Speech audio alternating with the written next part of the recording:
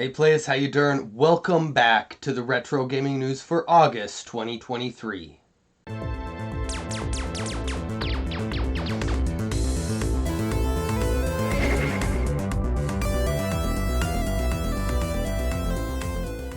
There are a lot of really cool looking games that came out in August for retro gamers, and I'm going to start off with Wrestle Quest. This game was released on August 8th by MegaCat Studios on, I believe, all major platforms, including Netflix. I heard something about it being on Netflix Gaming. That sounds really interesting to me. But I'll probably end up playing it on the Switch or PlayStation because I like my console games. This game, if you're a fan of wrestling, which I am, and you're a fan of retro games, which I am, then this will be right up your alley because this is a wrestling turn-based RPG where there's, story and exploration. But what's really interesting to me is all the different licensed wrestlers and personalities that make appearances in this game. And I've seen this game promoted by Jeff Jarrett and Diamond Dallas Page in a little clip, as well as on Kinda Funny Games. So this game's getting a lot of exposure, and I can't wait to play this one. Next up is Sacred Line 2. Another game by MegaCat Studios, except this game is being released on the Sega Genesis, and it apparently is going to have this awesome PC Sega Saturn style soundtrack to it. This game is currently on Kickstarter. Maybe it's just finished, but I think it's still there. You could go back it right now. This is a very story-driven horror game with, I'm not really sure, it looks like it might have some exploration, but there's some really nice looking scenes here and a story to be told.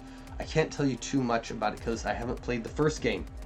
That doesn't matter. To my understanding, you do not need to have had to have played the first game in order to enjoy this game, but it does help. Beserkboy is a really cool, colorful Mega Man style X game that is going to be released next year for Steam. I'm sure it'll make its way to the PlayStation and Switch. I certainly hope so. I don't play a lot of games on Steam, but that's where it's going to be released next year. This was just announced this past month of August. So Gex Trilogy is a thing that's coming out. It's being released by Limited Run Games. It's going to have all of the Gex games on it. Now, I've only played Gex and Gex 3, and myself, I wasn't really into them. It's nice to see that 1, 2, and 3 are all going to be on the same cartridge or disc, or however you're going to buy this game, because it's coming out on the Xbox, the Switch, PlayStation 4 and 5, and it's also going to be released on Steam.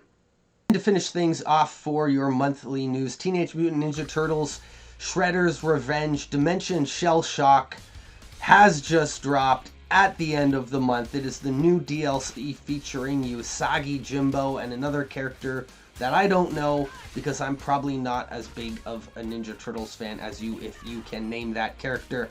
And many of you watching this are probably playing this right now because it did just come out, and it looks pretty interesting.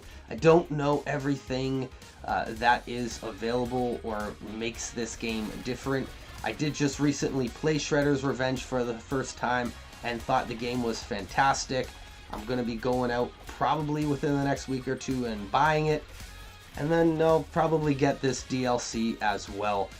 Because it is such a cool game, and my young son enjoys it too. It's a great game to play with friends, who are of the same age and nostalgia and like retro games. This is a really good one, and it's affordable too.